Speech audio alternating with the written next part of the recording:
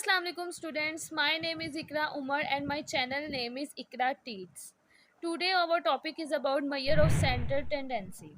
आज हम measure of center tendency को डिटेल में डिस्कस करेंगे. इसमें और टॉपिक्स के बारे में डिस्कस करेंगे हम. एवरेजेस के बारे में, types of averages, quartile, decile, percentile और गुड एवरेज कौन सी है, एडवांटेजेस और disadvantages of measure of center tendency, empirical relationship, ये सब टॉपिक आज हम एक लेक्चर में कवर करेंगे. जो स्टूडेंट्स एग्ज़ाम की प्रिपरेशन कर रहे हैं उनके लिए बेस्ट है और ये लेक्चर सुन के अच्छे से तैयारी कर सकते हैं. तो स्टार्ट करते हैं हम लोग सबसे पहले एवरेज से. What is average? एवरेज क्या है? A single numeric value which represent the whole data. ठीक है, एवरेज क्या है? विच रिप्रेजेंट, एक सिंगल वैल्यू जो पूरे डाटा को रिप्रेजेंट करे. एक वैल्यू से आपको आइडिया हो जाए कि आपका डाटा किस तरह का है. ठीक है, वो किस तरह होगा इसकी एग्जांपल मैं आपको इस तरीके से दूंगी कि अगर एक क्लास का एक पेपर लेते हैं हम लोग, तो उसकी जो एवरेज आती है, मार्क्स 50 मार्क्स का पेपर हो तो उसकी जो एवरेज है वो 45 आए. ठीक है, 45 अगर एवरेज आती है तो इसका मतलब है कि स्टूडेंट्स जो हैं उनके मार्क्स अच्छे हैं, पढ़ने वाले स्टूडेंट्स हैं, क्योंकि उनकी एवरेज 45 आई है. अगर एवरेज 45 आई है तो इसका मतलब उनके मार्क्स कुछ इस तरीके से होंगे, 45, 46, 49, 48 अच्छे मार्क्स होंगे 50 में से, तो उनकी एवरेज 45 आई है. तो एक वैल्यू से हमें पूरे डाटा का पता लग गया जो स्टूडेंट्स हैं वो इंटेलिजेंट हैं. अगर इसी तरीके से अगर इसकी एवरेज 10 आ जाती, 15 आ जाती, लाइक 15 आ जाती है, अगर आप एग्ज़ाम लेते हैं, ठीक है, उनकी जो एवरेज है वो 15 आ जाती है, तो हमें एक वैल्यू से पता लग जाएगा स्टूडेंट्स जो हैं वो ज़्यादा अच्छे पढ़ने वाले नहीं हैं, उनका रिज़ल्ट इतना अच्छा नहीं आया क्योंकि उनकी एवरेज वैल्यू जो है वो इतनी अच्छी नहीं आई. तो इस तरीके से हम लोग एवरेज को डिफ़ाइन कर सकते हैं. अब एवरेज के डिफरेंट टाइप्स हैं. ठीक है, फर्स्ट है जी हमारे पास अरिथमेटिक मीन, सेकंड है median, mode, geometric mean and harmonic mean. अब इनको मेजर ऑफ सेंट्रल टेंडेंसी क्यों कहा जाता है? क्योंकि ये हमें सेंट्रल वैल्यू बताती हैं, ये डाटा की ज़्यादातर सेंट्रल वैल्यू बताती हैं. ठीक है, इसलिए इनको मेजर ऑफ सेंट्रल टेंडेंसी कहा जाता है. अब सबसे पहले हमारे पास है जी arithmetic mean. What is arithmetic mean? Students, arithmetic mean, median, mode, geometric mean and harmonic mean, इन सब के सेपरेट लेक्चर अवेलेबल हैं, चैनल की प्लेलिस्ट पे हैं और मैं डिस्क्रिप्शन बॉक्स में भी डाल दूँगी, आप वहाँ से भी आसानी से हेल्प ले सकते हैं इनको समझने के लिए. तो स्टार्ट करते हैं अरिथमेटिक मीन से. What is arithmetic mean? Sum of all the observation in the data divided by their total is known as arithmetic mean. Summation x over n is equal to x bar. Sum of all the observation divided by their total is known as arithmetic mean. और अगर ये है जी formula ungrouped के लिए. ठीक है, अगर data grouped में हो, क्लास लिमिट्स अवेलेबल हो, फ्रीक्वेंसी अवेलेबल हो, तो आपके पास सेपरेट कॉलम बनेगा. जब आपके पास फ्रीक्वेंसी अवेलेबल होगी तो इसका फॉर्मूला होगा x bar is equal to summation f x over n. N क्या होगा? Summation f, summation f x over summation f is equal to x bar. Next है हमारे पास मीडियन. मीडियन क्या है जी? मीडियन में सबसे पहले डाटा को अरेंज किया जाता है इन असेंडिंग और डिसेंडिंग ऑर्डर में. डाटा को अरेंज किया जाता है. First arrange the data in ascending and descending order, then the middle value of the data is known as median. और ये तब है जब डाटा ओड हो. जब ओड होगा तो मिडल वैल्यू जो है वो सिंगल होगी, तो वो आपका मीडियन होगी. लेकिन जब डाटा इवन में होगा तो middle arithmetic mean of middle two values is known as median. Okay, और ये है जी अनग्रुप्ड के लिए. नेक्स्ट ग्रुप के लिए इसका प्रॉपर फॉर्मूला है, वो क्या है जी? Median is equal to L plus h over f into n over two minus c. ये है जी अनग्रुप्ड के लिए फॉर्मूला. नेक्स्ट हमारे पास है मोड. मोड क्या है? Most frequent value in the data is known as mode, most repeated value. Data में जो वैल्यू बार बार रिपीट हो रही है वो मोड है, ठीक है। ये अनग्रुप्ड के लिए है। ग्रुप्ड के लिए इसका प्रॉपर फॉर्मूला है वो ये है जी, L plus f m minus F1 over 2FM minus F1 minus F2 multiply by H। अगर डिटेल में इसको समझना चाहते हैं तो आप लेक्चर से समझ सकते हैं। यहाँ मैं रिव्यू दे रही हूँ, थोड़ा थोड़ा हर चीज़ के बारे में बता रही हूँ ताकि आप लोगों को रिवाइज हो जाए। नेक्स्ट है जी हमारे पास ज्योमेट्रिक मीन। ज्योमेट्रिक मीन की डेफिनेशन रिवाइज करते हैं। Geometric mean for n positive non zero observation is defined to the nth root of the product of these observation। जी, तो ज्योमेट्रिक मीन की डेफिनेशन से क्या क्लियर होता है कि एक तो जो वैल्यूज हैं ऑब्जर्वेशन हैं वो पॉजिटिव हो, नेगेटिव ना हो, और दूसरा नॉन ज़ीरो हो, ठीक है, ज़ीरो ना हो। तो इसका फॉर्मूला क्या है जी, geometric mean is equal to x1 multiply x2 multiply x3 to so on xn, जितने हैं आपके पास, जितनी ऑब्जर्वेशन होंगी की पावर 1/n, nth रूट आपने फाइंड करना है तो उसकी पावर 1/n होगी। और इसका एक और फार्मूला है जो कि एंटी लॉग की शेप में है। मोस्टली जो प्रोडक्ट वाला फार्मूला है वो बहुत ज़्यादा जो बड़ी वैल्यूज़ होती हैं, बड़ी ऑब्जर्वेशन है, उनके लिए बेस्ट नहीं रहता, इसलिए एंटी लॉग वाला भी इसका फार्मूला है जो कि anti log into summation log of x over n, ठीक है। यहाँ पे मैं एंटी लॉग वाला फार्मूला लिख देती हूँ, anti log summation log of x over n। और अगर आपके ये जो है अनग्रुप्ड के लिए है, और अगर ग्रुप्ड होगा तो आपके पास इसका एंटी लॉग वाला फार्मूला किस तरीके से बनेगा, summation f log of x over summation f, ठीक है। f के साथ आप इसको मल्टीप्लाई करेंगे लॉग ऑफ x को, डिवाइड सुमेशन f होगा, ये होगा आपके पास ग्रुप्ड के लिए, ये है आपके पास अनग्रुप्ड के लिए। नेक्स्ट है हमारे पास harmonic mean. What is harmonic mean? Harmonic mean is reciprocal of arithmetic mean of reciprocal of observation, ठीक है। आप सबसे पहले हार्मोनिक मीन में क्या करेंगे, जो आपके पास ऑब्जर्वेशन है x, उसका रेसिप्रोकल लेंगे। रेसिप्रोकल क्या होता है? रेसिप्रोकल होता है किसी भी वैल्यू का उल्ट। जिस चीज़ का आपको रेसिप्रोकल लेने को कहा जाए आप उसको उल्ट कर दें। आपके पास x है तो x का रेसिप्रोकल 1/x होगा, अगर आपके पास 1/x है तो उसका रेसिप्रोकल x होगा, ठीक है। तो फिर उन्होंने क्या कहा है आपको, हार्मोनिक मीन क्या है? आप सबसे पहले अगर रेसिप्रोकल का मीन उन्होंने कहा पहले लें। अगर आप रेसिप्रोकल का मीन लेते हैं तो वो आता है समेशन 1/x ओवर n। फिर उन्होंने कहा इसका भी रेसिप्रोकल हार्मोनिक मीन है, तो फिर इसको अगर आप उल्ट कर देते हैं n over summation 1/x, this is harmonic mean, ठीक है। रेसिप्रोकल है। अब इसकी डेफिनेशन को दोबारा रिवाइज करती हूँ। Harmonic mean is reciprocal of the arithmetic mean of reciprocal of observations. Clear? तो नेक्स्ट, अगर आप लोगों के पास ग्रुप्ड डाटा है, फ्रीक्वेंसी गिवन है, तो आप 1/x की बजाय यहाँ पे f/x होगा, summation f/x over summation n की जगह सुमेशन f होगा। तो ये आपका हार्मोनिक मीन है जो क्लियर हो गया है। नेक्स्ट हमारे पास है quartile, decile and percentile.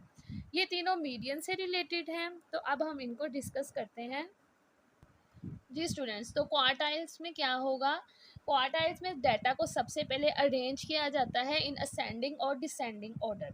First data arrange in ascending और descending order, then data divide into 4 equal parts, ठीक है।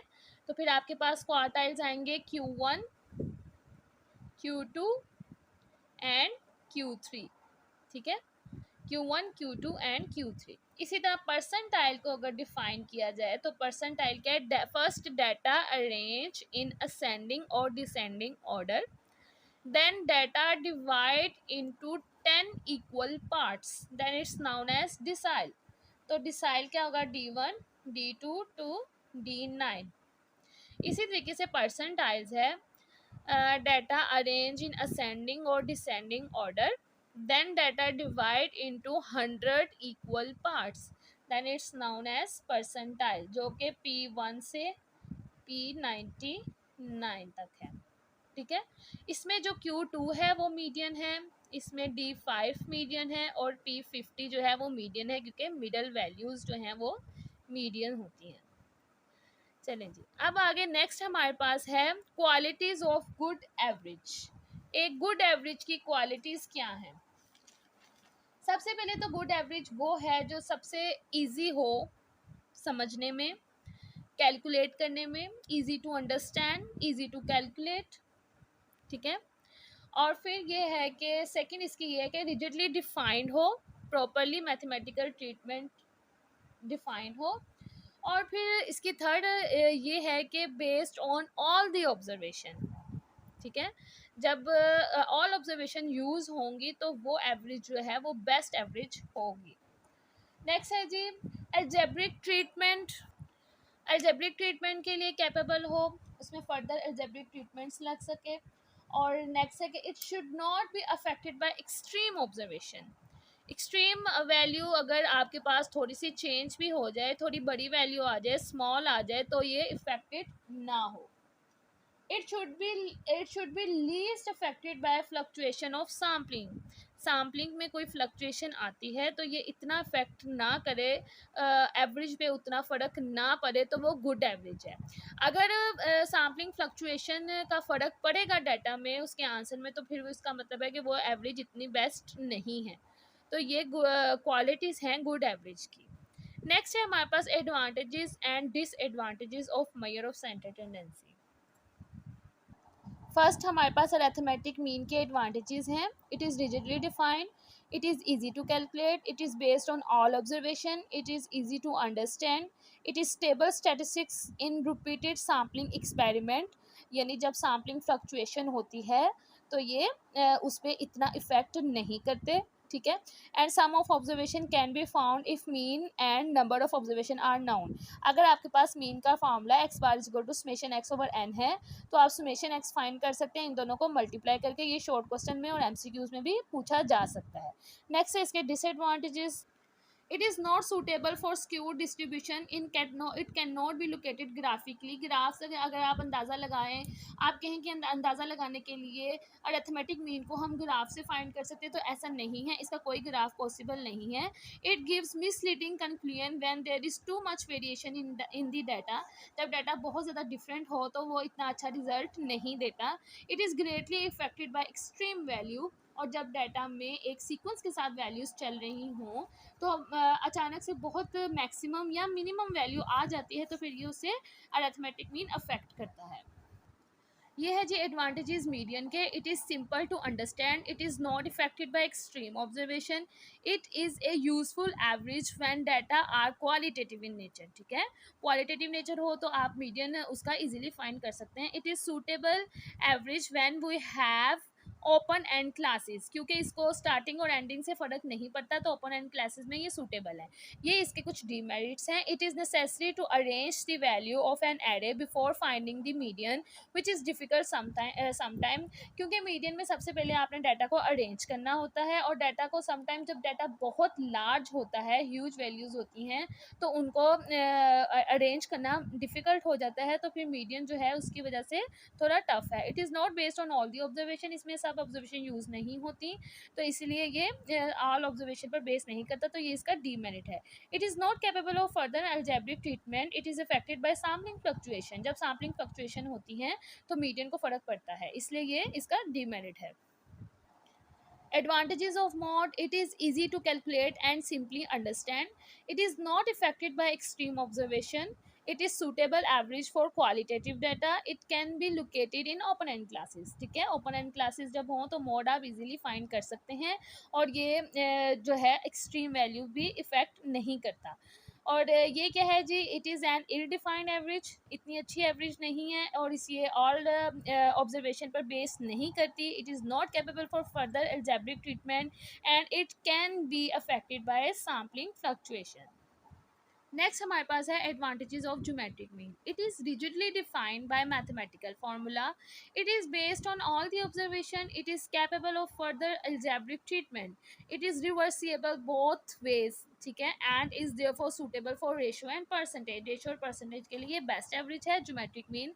It is not affected much by fluctuation sampling. Fluctuation जब सैम्पलिंग में होती है तो ये उससे इतना इफेक्ट नहीं करती, तो इस वजह से ये इसका एडवांटेज है. डिसएडवांटेज क्या है? It is not easy to calculate, क्योंकि इसमें प्रोडक्ट करना होता है और एंटीलॉग भी आ जाता है जो कि बहुत डिफिकल्ट हो जाता है, इसलिए ईजी नहीं है इसको समझना और कैलकुलेट करना. It can not be calculate if any value is zero और negative. It is not suitable average when we have open end frequency table, ठीक है, जब आप लोगों के पास ओपन एंड क्लासेस हो, क्योंकि इसमें ऑल ऑब्जर्वेशन डाटा की यूज़ होनी होती है, इसलिए जब ओपन एंड क्लासेस हो तो ये बेस्ट एवरेज नहीं है. नेक्स्ट है हमारे पास harmonic mean. It is rigidly defined by mathematical formula. It is based on all the observation. It is capable of further algebraic treatment. It is not affected by fluctuation of sampling. It is not affected by extremely large observation. जब data में large observation भी आ जाएँ तो जिस तरह arithmetic mean affected हो जाता है, हार्मोनिक मीन अफेक्टेड नहीं होता. डिसएडवांटेजेस क्या हैं? It is not easy simple to understand, ठीक है, इसमें रेसिप्रोकल वाला सिस्टम आ जाता है, तो रेसिप्रोकल जब आप वैल्यूज़ का फाइंड करते हैं तो थोड़ा डिफिकल्ट हो जाता है इसको समझना और सॉल्व करना. It is affected by extremely small observation. It can not be calculated if any one of observation is zero. Harmonic mean is not a good representative of a statistical series.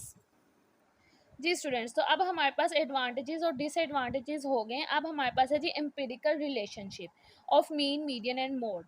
जब आपके पास perfect symmetrical distribution होगी, यानी normal distribution होगी, जब data both side पे equally divide होगा, तो आपके पास mean, median and mode equal होगा, ठीक है. डाटा दोनों साइड पे इक्वली डिवाइड हो रहा है, दरमियान में मीन, मीडियन एंड मोड जो है वो इक्वल है, तब आपके पास जो डिस्ट्रीब्यूशन होगी वो परफेक्ट सिमेट्रिक डिस्ट्रीब्यूशन है और इसको नॉर्मल डिस्ट्रीब्यूशन भी कहते हैं. लेकिन जब डाटा मॉडरेटली स्क्यूड कब होगा? जब आपके पास वैल्यूज़ ज़्यादा हैं और फिर आहिस्ता आहिस्ता कम हो रही हैं, तो ये पॉजिटिवली स्क्यूड होगा. और जब इस तरह की शेप बनेगी ग्राफ की, तो आपका मीन जो है greater than median, greater than mode होगा. और नेगेटिवली स्क्यूड कब होगा? जब वैल्यू लेस से ग्रेटर होकर फिर लेस होंगी, तो ये आपका नेगेटिवली स्क्यूड है. और नेगेटिवली स्क्यूड में क्या होता है कि mean less than median less than mode होता है. ये है जी इसके तीनों के ग्राफ. ये सिमेट्रिकल के लिए है, ये पॉजिटिव स्क्यूड के लिए, नेगेटिवली स्क्यूड के लिए, और ये आप लोगों के जो रिलेशनशिप है ये एमसीक्यूज और शॉर्ट क्वेश्चन दोनों में पूछे जा सकते हैं. जी स्टूडेंट्स, तो ये हमारे कौन कौन से टॉपिक कवर हो गए. एम्पिरिकल रिलेशनशिप भी हमने कर लिया. नेक्स्ट इसका फार्मूला मैंने यहाँ पे लिखा है, जिस फार्मूले से आप लोग अगर शॉर्ट क्वेश्चन आ जाए तो सॉल्व कर सकते हैं, और एमसीक्यूज में भी अगर आपसे फार्मूला पूछा जाए तो आप आसानी से बता सकते हैं.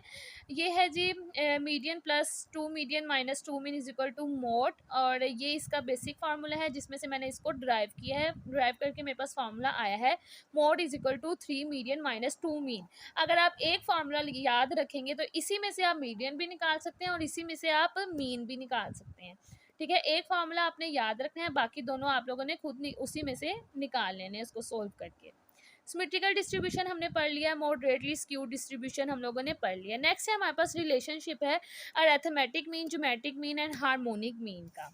अब ये कब इक्वल होगा? अब इसमें क्या है कि अगर आपके पास डाटा के जो ऑब्जर्वेशंस हैं, आपके पास x1 x2 x3 सोन जितनी भी हैं, 50 हैं, 10 हैं, 5 हैं, फॉर एग्जांपल अगर आपके पास 5 ऑब्जर्वेशन है और वो तीनों की वैल्यू 2 है, x1 is equal to 2, x2 is equal to 2, x3 is equal to 2, x4 is equal to 2 and x5 is equal to 2, then आपके पास जो रिलेशनशिप होगा arithmetic mean equal geometric mean equal harmonic mean, तीनों के answer जो हैं वो आपके पास सेम आएंगे, ठीक है. और इसी तरह अगर आपके पास डिफरेंट होंगे वैल्यूज़ तो आपका रिलेशनशिप ये आएगा arithmetic mean greater than equal geometric mean greater than equal harmonic mean.